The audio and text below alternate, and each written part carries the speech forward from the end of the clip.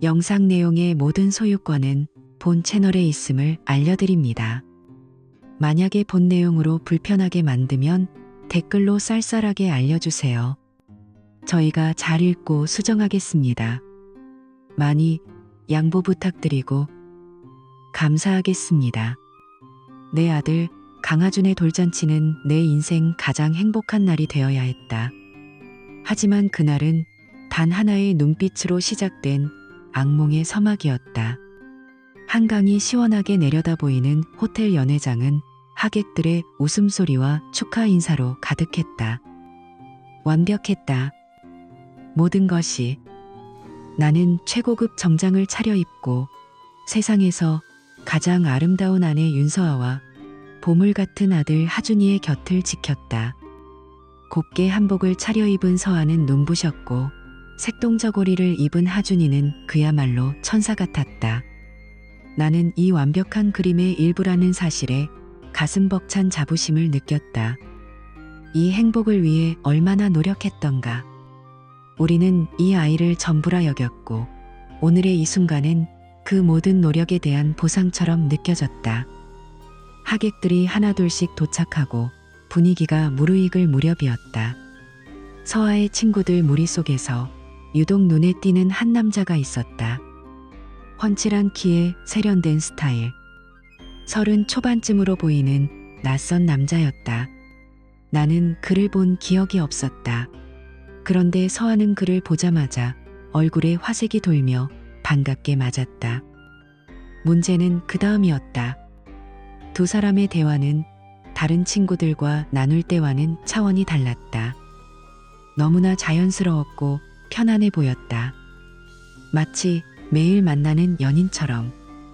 그들의 어깨는 스치듯 닿았고 서아의 웃음소리는 유독 더 낭낭하게 울렸다. 불편한 감정이 스멀스멀 피어올랐다. 나는 애써 그 감정을 무시하며 다른 손님들과 인사를 나눴다. 하지만 내 시선은 자꾸만 그들에게로 향했다.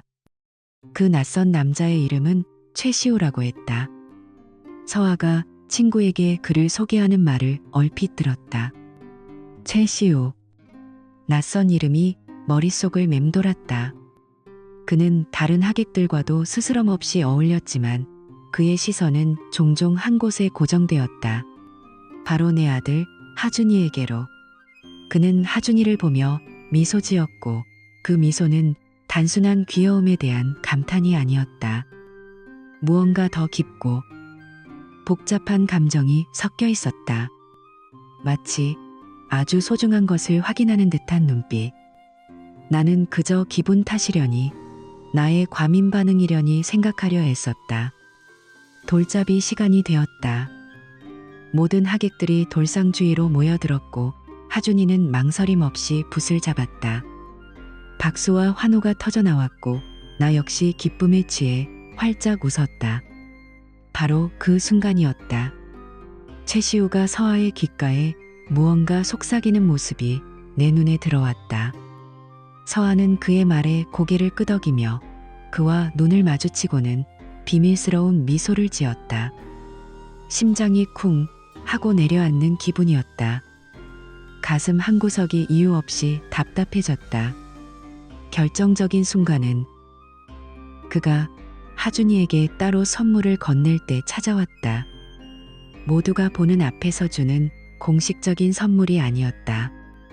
그는 하객들 틈에서 조용히 다가와 잠든 하준이의 작은 손에 무언가를 쥐어주었다. 작고 반짝이는 은방울이었다. 그런데 그 은방울에는 의미를 알 수 없는 기묘한 문양이 새겨져 있었다. 왜 따로 선물을 주는 거지? 저 문양은 대체 뭐지? 수많은 질문이 머릿속을 스쳐 지나갔다. 그리고 나는 보았다. 하준이의 손에 들린 은방울을 내려다보는 최시우의 그 눈빛을. 그건 소유욕이었다. 의심의 여지가 없었다. 마치 자신의 가장 소중한 보물을 확인하는 듯한 애정과 집착이 뒤섞인 그 뜨거운 눈빛. 저건 남의 아이를 보는 눈빛이 아니었다. 온몸의 피가 차갑게 식는 것 같았다. 완벽했던 행복의 성에 첫 번째 균열이 생기는 순간이었다. 파티가 끝나고 집으로 돌아오는 차 안 어색한 침묵이 흘렀다. 나는 운전대를 잡은 채 애써 아무렇지 않은 척 물었다. 서아야, 아까 그 남자 누구야? 최시우라던가. 내 목소리는 나도 모르게 살짝 떨리고 있었다. 서아는 잠시 당황한 기색을 보이더니 이내 과장되게 웃으며 대답했다. 아, 최시우 선배. 그냥 대학교 선배야. 진짜 오랜만에 봐서 반가워서 그랬지. 뭐, 당신도 알잖아. 나 친구들 만나는 거 좋아하는 거. 그녀의 대답은 너무 빨랐고 너무 자기적이었다. 그냥이라는 단어를 유독 강조하는 것이 오히려 더 수상했다. 나는 더 이상 묻지 않았다. 하지만 이미 내 마음속에 심어진 의심의 씨앗은 싹을 틔우기 시작했다. 그녀의 어색한 변명, 최시우의 그 소유욕 넘치던 눈빛, 그리고 아들의 손에 들려있던 기묘한 문양의 음방울. 이 모든 조각들이 머릿속에서 제멋대로 떠다녔다. 그날 밤 나는 잠든 아들의 곁에 누워 잠을 이룰 수 없었다. 아내의 거짓말과 그 남자의 눈빛이 번갈아 떠오르며 나를 괴롭혔다. 바로 그때 나는 어렴풋이 직감했다. 내 인생이 송두리째 바뀔지도 모른다는 것을. 완벽했던 나의 세계가 실은 거대한 거짓 위에 세워진 모래성이었을지도 모른다는 끔찍한 예감에 온몸을 떨어야 했다. 그날 밤 이후 아내는 핸드폰과 함께 살기 시작했고 모든 비밀 통화는 내 신뢰에 밝히는 비수와 같았다. 돌잔치에서 피어오른 의심의 씨앗은 아내의 수상한 행동이라는 자양분을 먹고 무섭게 자라났다. 이전에는 소파에 식탁 위에 아무렇게나 던져져 있던 그녀의 핸드폰은 이제 그녀의 몸 일부가 된 듯했다. 언제나 손에 쥐어 있거나 화면을 바닥으로 향하게 둔 채였다. 진동이 짧게 울릴 때마다 그녀의 어깨는 움찔거렸다. 한 번은 내가 거실로 들어섰을 때 그녀는 소파에 누워 핸드폰을 보며 환하게 웃고 있었다. 내가 사랑했던 바로 그 순수한 미소였다. 하지만 내가 들어서는 소리를 듣자마자 그녀는 마치 불에 댄 듯 화들짝 놀라며 핸드폰을 뒤집어 버렸다. 그녀의 얼굴에서 미소는 순식간에 사라지고 차가운 경계심만이 남았다. 내가 곁에 다가가기만 해도 그녀는 화면을 가렸다. 누구야? 내가 물으면 그녀는 항상 똑같은 레퍼토리를 반복했다. 아, 그냥 친구. 별거 아니야. 스팸 문자. 하지만 그녀의 목소리는 미세하게 떨리고 있었고 눈동자는 불안하게 흔들렸다. 거짓말. 그녀의 모든 것이 거짓말을 하고 있었다. 우리 사이에는 투명한 벽이 생긴 것 같았다. 바로 옆에 있어도 아득하게 멀게 느껴지는 그런 차가운 벽. 여러분이라면 이럴 때 어떤 기분이 들 것 같나요? 단순한 친구와의 대화라고 웃어넘길 수 있을까요? 결정적인 순간은 예상치 못하게 찾아왔다. 야근이라는 핑계를 대고 평소보다 2시간 일찍 집에 들어선 어느 목요일 저녁이었다. 현관문을 열고 들어서는데 안방에서 서아의 목소리가 들려왔다. 평소에 그것이 돋친 톤이 아니었다. 꿀처럼 달콤하고 애정이 뚝뚝 떨어지는 내가 한때 사랑했던 바로 그 목소리였다. 정말? 아냐, 그럴 리가. 보고 싶다. 그런 간지러운 말들이 먼저 내 귀를 파고들었다. 나는 신발도 벗지 않은 채 복도에 유령처럼 서서 숨을 죽였다. 문틈으로 새어나오는 그녀의 목소리에 귀를 기울였다. 정말? 우리 하준이도 자길 너무 보고 싶어해. 응, 알았어. 그럼 그때 봐. 우리 하준이. 세상이 무너지는 소리가 들렸다. 귀가 먹먹해지고 눈앞이 흐릿해졌다. 심장이 바닥으로 곤두박질 치는 것 같았다. 우리라는 단어가 칼날이 되어 내 심장을 후벼 팠다. 나와 서아 그리고 하준이. 그것이 내가 아는 우리의 전부였다. 하지만 그녀의 우리에는 내가 없었다. 온몸에 피가 역류하는 기분이었다. 나는 급히 소파로가 아무렇지 않은 척 앉았다. 잠시 후 안방에서 나온 서아는 나를 보고는 사색이 되었다. 언제 들어왔어? 그녀의 얼굴에 떠오른 안도감. 그 표정이 나에게 모든 것을 말해주고 있었다. 그날 밤 나는 잠들 수 없었다. 그녀의 목소리가, 그 우리라는 단어가 귓가에서 떠나지 않았다. 더 이상 혼자 끙끙 앓으며 미쳐갈 수는 없었다. 증거가 필요했다. 그녀가 더는 발뺌할 수 없는 명백하고 확실한 증거 말이다. 이런 일을 하고 싶지는 않았다. 사랑했던 아내를 의심하고 뒷조사를 한다는 생각만으로도 스스로가 혐오스러웠다.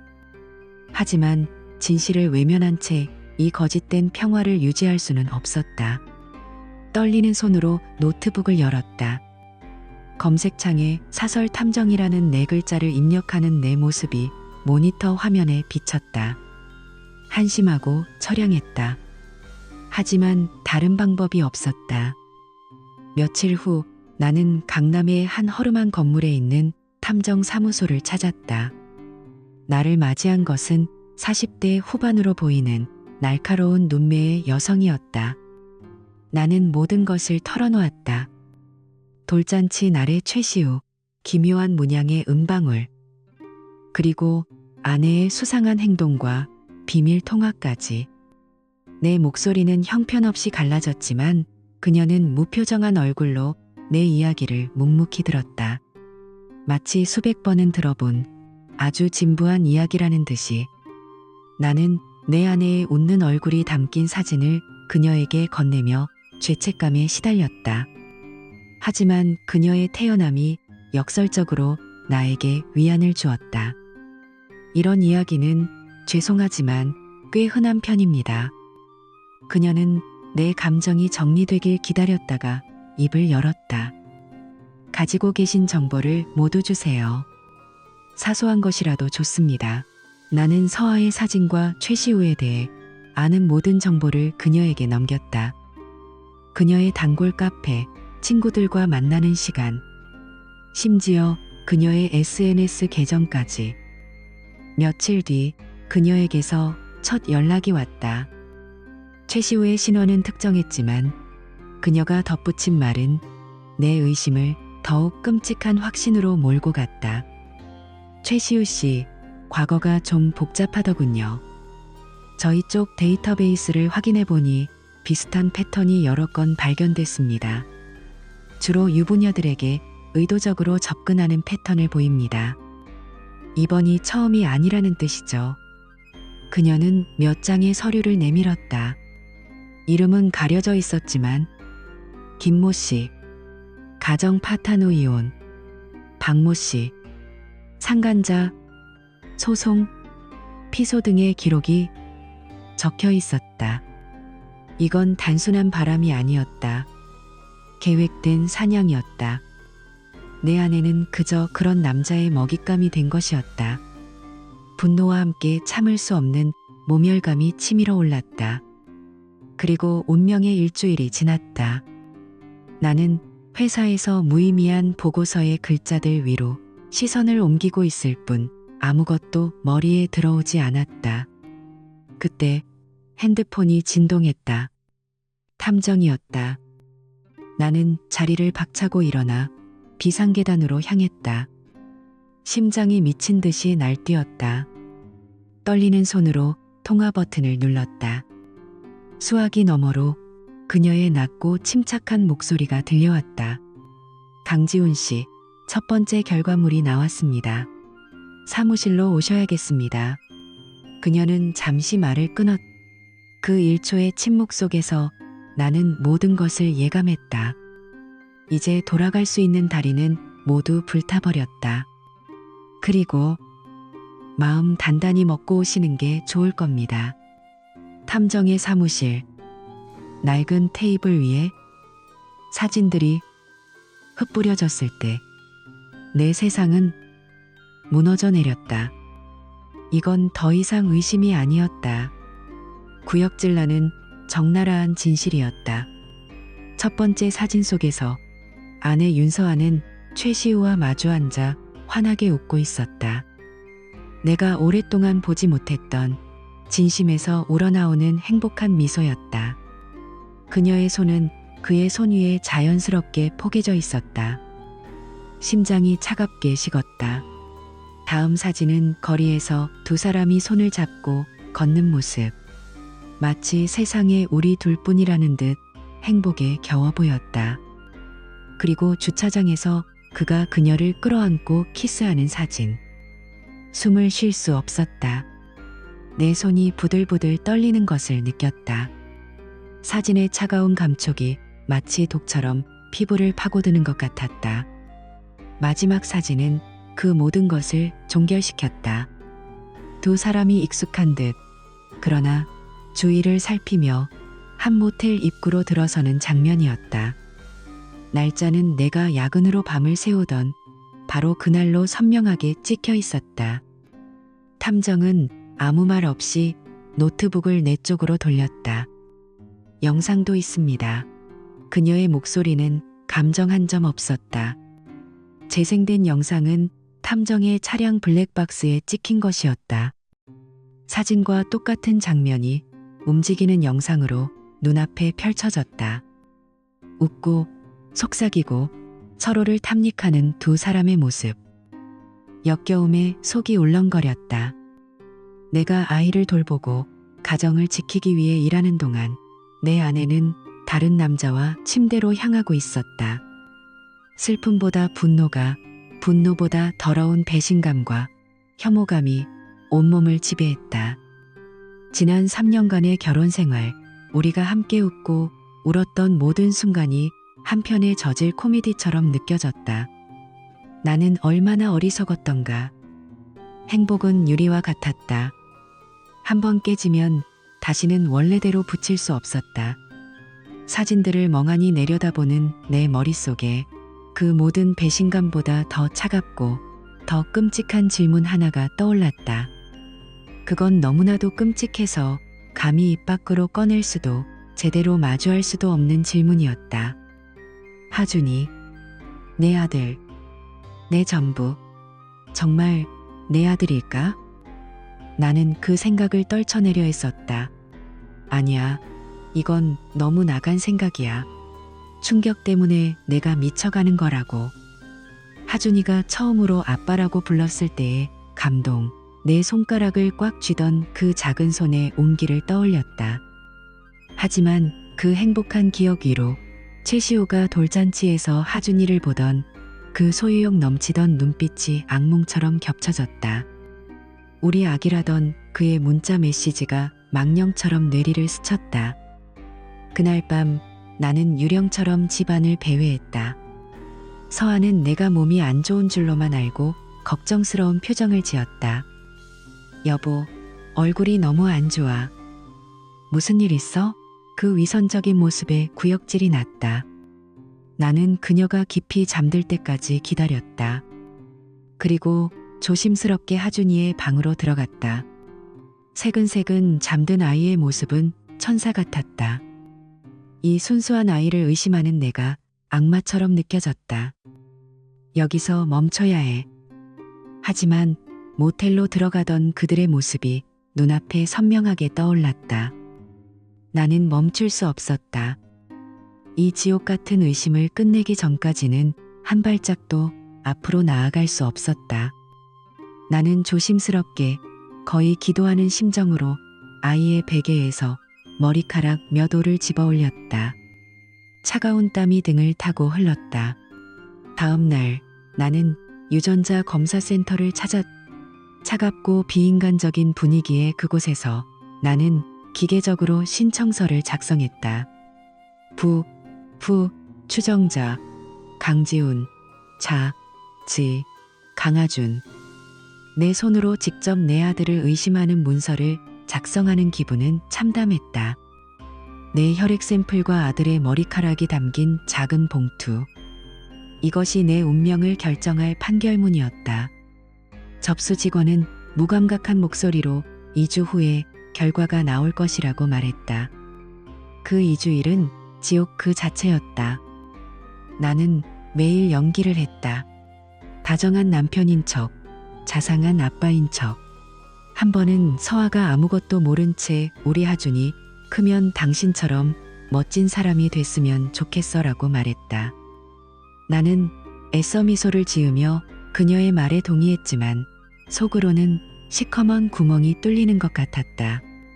서아의 얼굴을 볼 때마다 모텔 입구로 들어서던 그녀의 모습이 겹쳐 보였고 하준이를 안을 때마다 최시우의 얼굴이 아른거렸다. 아이의 웃음소리는 더 이상 나에게 기쁨을 주지 못했다. 그저 내 죄책감과 의심을 후벼 파는 비수일 뿐이었다. 집은 더 이상 안식처가 아니었다. 거짓으로 가득 찬 거대한 감옥이었다. 그리고 마침내 운명의 날이 왔다. 회사에서 모니터를 멍하니 보고 있을 때 낯선 번호로 전화가 걸려왔다. 심장이 멎는 것 같았다. 본능적으로 알 수 있었다. 검사기관이었다. 나는 비틀거리며 옥상으로 올라갔다.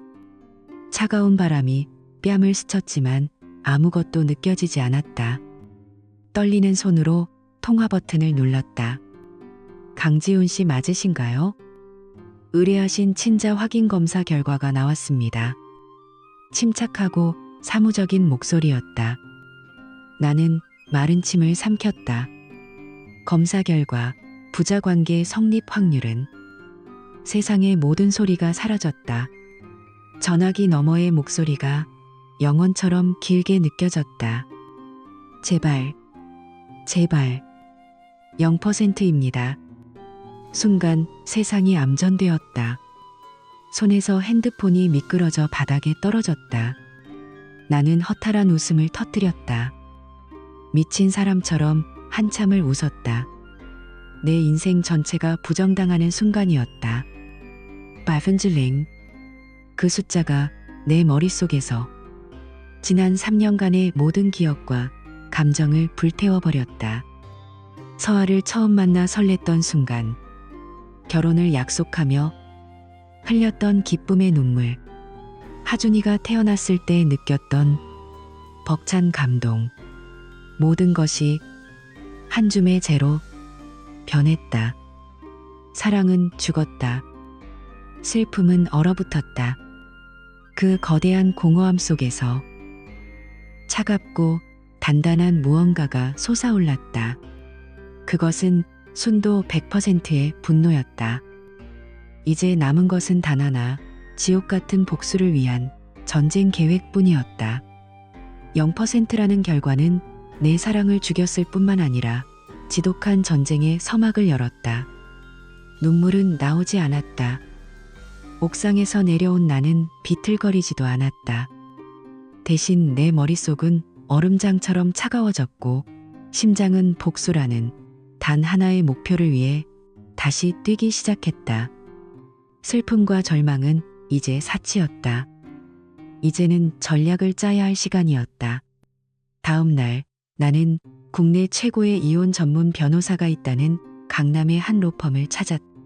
중년의 여성 변호사는 날카롭지만 연민 없는 눈으로 나를 맞았다. 나는 감정을 완전히 배제한 채 마치 남의 일을 보고하듯 담담하게 모든 것을 설명했다. 그녀의 책상 위에 탐정의 보고서, 두 남녀가 모텔로 들어가는 사진, 그리고 마지막으로 친부 확률 0%라고 적힌 유전자 검사 결과지를 차례대로 올려놓았다. 변호사는 서류들을 꼼꼼히 살펴본 뒤 고개를 끄덕였다. 이건 완벽하네요. 이길 수밖에 없는 싸움입니다. 강지훈 씨. 하지만 한 가지 묻겠습니다. 정말로 끝까지 갈 준비가 되셨습니까? 감정적인 복수심만으로는 이 긴 싸움을 버티기 힘듭니다. 나는 그녀의 눈을 똑바로 바라보며 대답했다. 제 인생을 되찾기 위해서입니다. 감정은 이제 없습니다. 내 대답이 만족스러웠는지 그녀는 본격적으로 전쟁 계획을 펼쳐 보였다. 그녀는 내게 승리를 위한 두 가지 길을 제시했다. 첫째, 윤서아의 명백한 유책 사유를 근거로 이혼 소송을 진행하며 최대한의 위자료와 재산 분할을 받아낼 것. 둘째, 동시에 최시호를 상대로 가정을 파탄낸 책임을 물어 상간자 소송을 진행할 것. 그녀의 설명은 명료하고 단호했다. 나는 그저 고개를 끄덕였다. 그때 변호사가 안경을 고쳤으며 의미심장한 말을 던졌다. 그런데 강지훈 씨, 한 가지 더 생각해 볼 지점이 있습니다. 어쩌면 이건 단순한 불륜이 아닐 수도 있습니다. 그녀는 최시우의 재산 상태가 좋지 않으며 윤서아와 결혼하기 전부터 꾸준히 연락해왔다는 사실을 지적했다. 탐정이 추가로 확보한 통신 기록에는 내가 사업적으로 큰 성공을 거두기 시작한 시점부터 두 사람의 연락이 급격히 늘어난 정황이 포착되어 있었다. 만약 이 모든 것이 처음부터 당신의 재산을 노린 계획적인 접근이었다는 걸 증명할 수 있다면 이건 사기죄까지도 성립될 수 있는 문제입니다. 훨씬 더 큰 타격을 줄 수 있죠. 사기. 그 단어는 내 머릿속에 또 다른 지옥의 문을 열었다.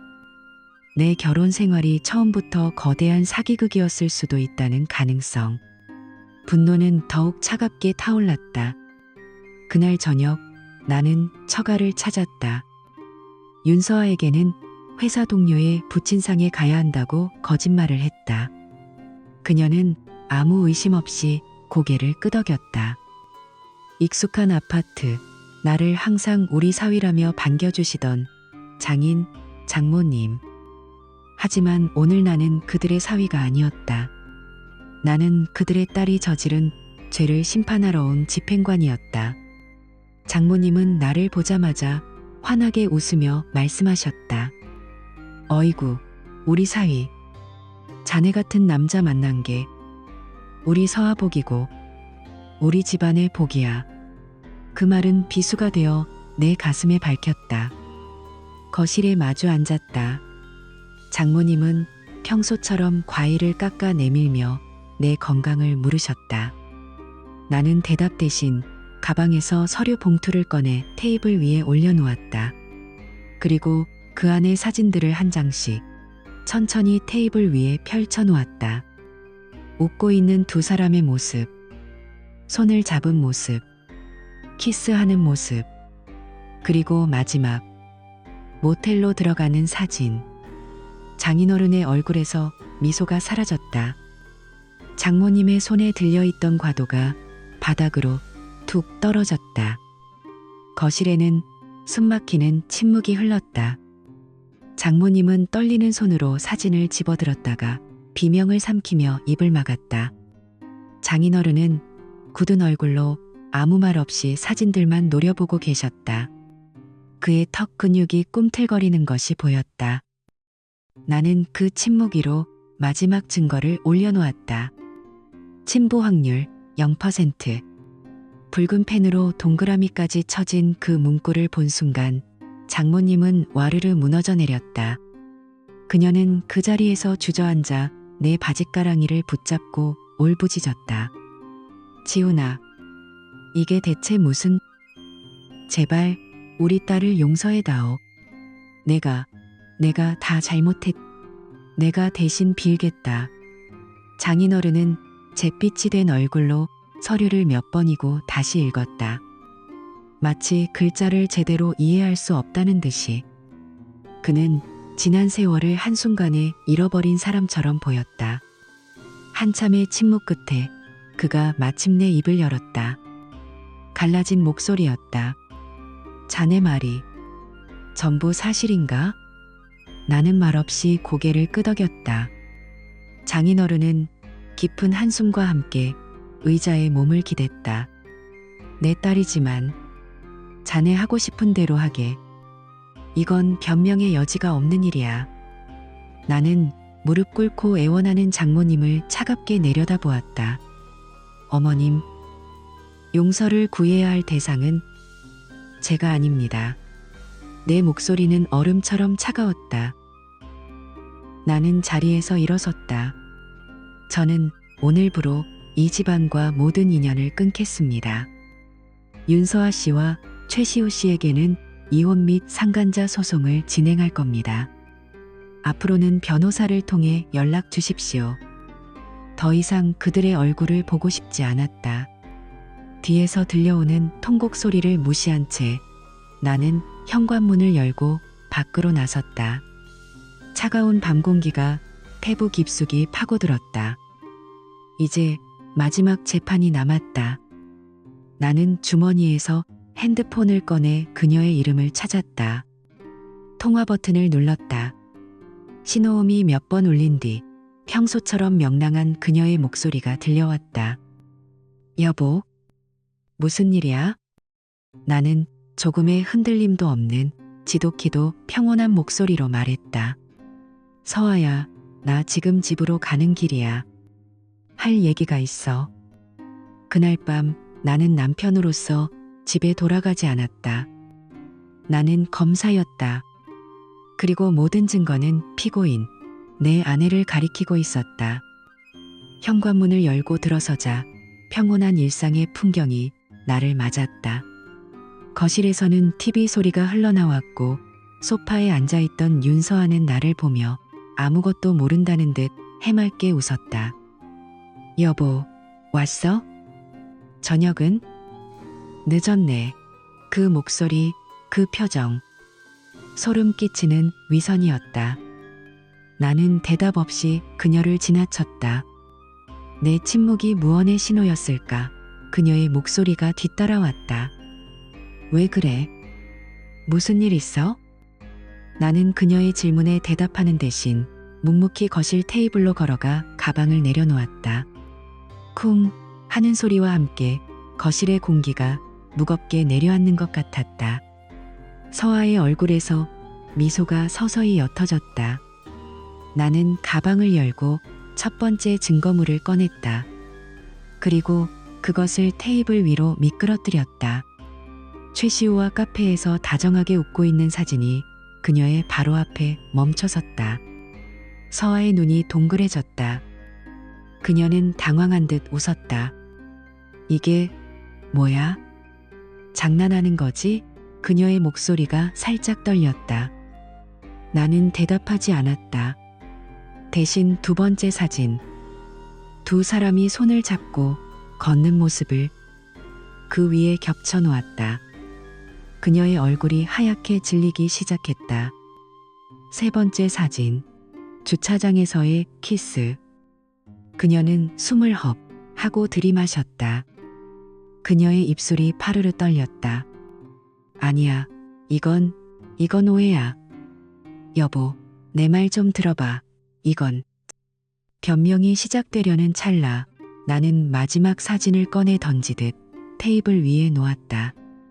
모텔 입구로 들어서는 두 사람의 모습. 모든 것이 끝나는 사진이었다. 서아의 변명은 공기 속으로 흩어졌다. 그녀의 얼굴이 완전히 무너져 내렸다. 그때부터 그녀의 레퍼토리는 바뀌었다.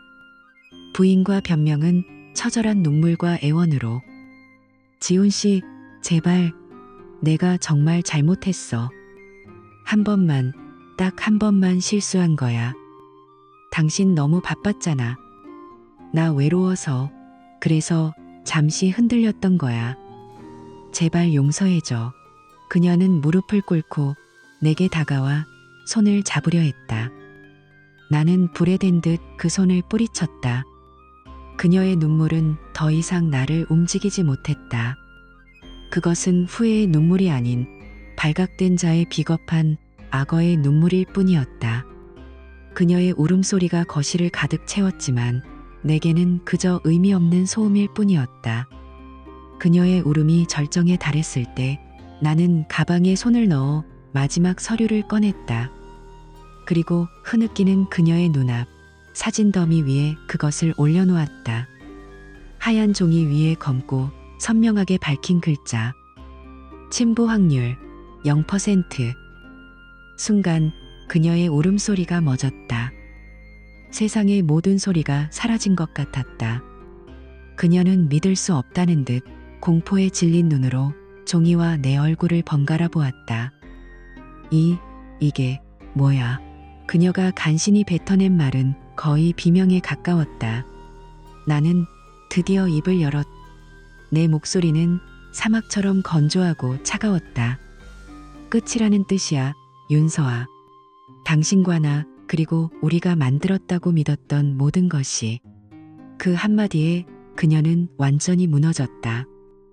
그녀는 모든 것을 자백하기 시작했다. 눈물과 콧물로 범벅이 된 채 두서없이 쏟아내는 이야기들.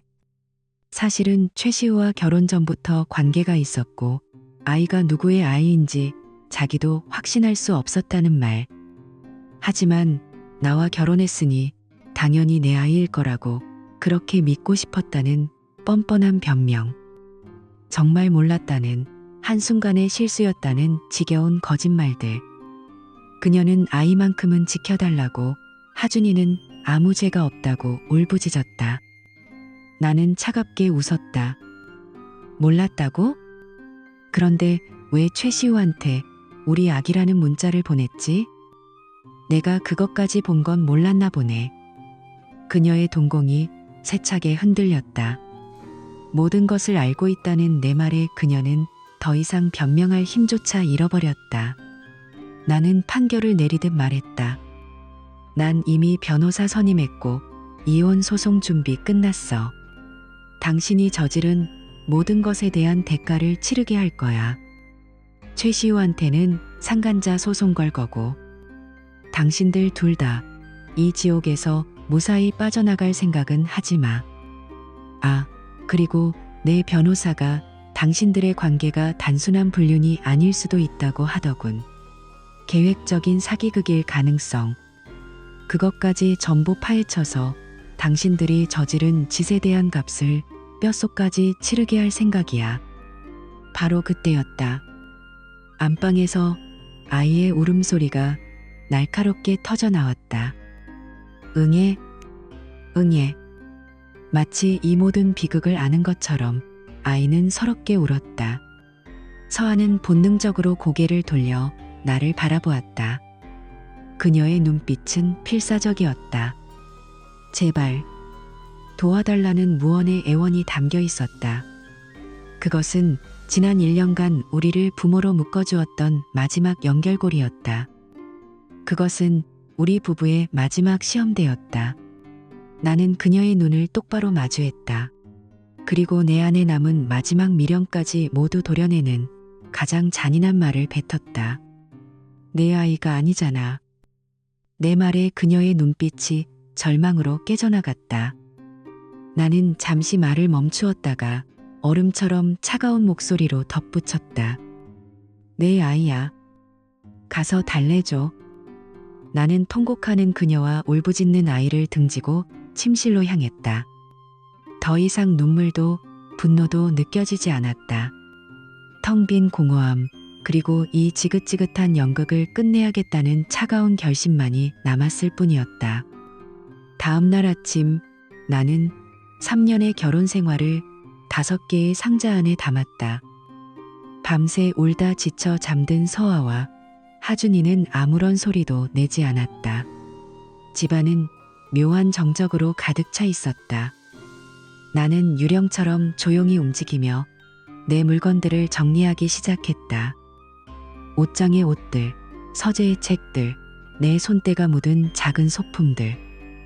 감정은 없었다. 마치 기계가 정해진 프로그램을 수행하듯 묵묵히 내 흔적을 지워나갔다. 지난 3년의 추억이 담긴 물건들이었지만 이제는 그저 무게 없는 사물일 뿐이었다. 거짓 위에 세워진 모든 것은 의미를 잃었다. 침실 협탁 위에 놓인 결혼 반지가 눈에 들어왔다. 한때 내 세상의 전부였던 영원의 약속. 나는 반지를 집어들었다. 차가운 금속의 감촉만이 느껴질 뿐 아무런 감흥도 없었다. 나는 그것을 테이블 중앙에 조용히 내려놓았다. 나의 마지막 작별 인사였다. 마지막 상자를 정리하던 중 손끝에 작고 차가운 것이 닿았다. 돌잔치 날 최시호가 하준이에게 주었던 기묘한 문양이 새겨진 은방울이었다. 모든 비극의 시작을 알렸던 작은 물건. 나는 그것을 들고 하준이의 방으로 향했다. 아이는 아무것도 모른 채 평화롭게 잠들어 있었다. 한때 내 아들이라 믿었던 아이.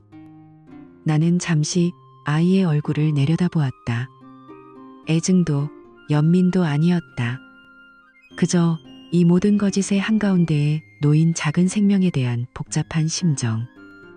나는 조용히 은방울을 아이의 침대 머리맡에 놓아주었다. 본래 있어야 할 곳으로 돌려주는 마지막 행위였다. 그리고 뒤도 돌아보지 않고 방을 나섰다. 5개의 상자를 현관문 앞에 끌어다 놓았다. 마지막으로 집 안을 둘러보았다. 우리가 함께 고르고 꾸몄던 가구들, 벽에 걸린 행복해 보이는 웨딩 사진. 하지만 그 모든 것은 이제 낯선 풍경일 뿐이었다. 나는 테이블 위에 결혼 반지 옆에 집 열쇠를 내려놓고 문을 열었다. 그리고 아무런 소리 없이 문을 닫았다. 철컥 하고 잠금 장치가 돌아가는 소리가 내 지난 인생의 마지막 마침표처럼 들렸다. 얼마나 걸었을까? 정신을 차렸을 때 나는 낯선 공원 벤치에 앉아 있었다. 동쪽 하늘이 서서히 붉게 물들고 있었다. 도시가 잠에서 깨어나는 시간. 나는 떠오르는 아침 해를 멍하니 바라보았다. 행복하지 않았다. 기쁘지도 않았다. 그저 평온했다. 모든 것을 휩쓸고 간 거대한 폭풍이 지나간 뒤에 무겁고 고요한 평온. 내 안에 있던 분노와 증오, 슬픔과 절망이 모두 빠져나가고 텅 빈 해방감이 그 자리를 채웠다. 나는 조용히 혼잣말을 내뱉었다. 나는 견뎠다. 모든 진실이 드러날 때까지 참고 또 기다렸다. 이제 모든 것이 끝났다. 얼굴 위로 쏟아지는 아침 햇살이 따뜻했다. 몇 달 만에 처음으로 느껴보는 온기였다. 나는 천천히 자리에서 일어섰다. 옷매무새를 바로잡고 앞을 향해 걸음을 내디뎠다. 뒤돌아보지 않았다. 그저 잿더미가 되어버린 과거를 뒤로하고 오직 나 자신을 위해 다시 세워야 할 새로운 삶을 향해. 그렇게 나의 새로운 아침이 시작되고 있었다.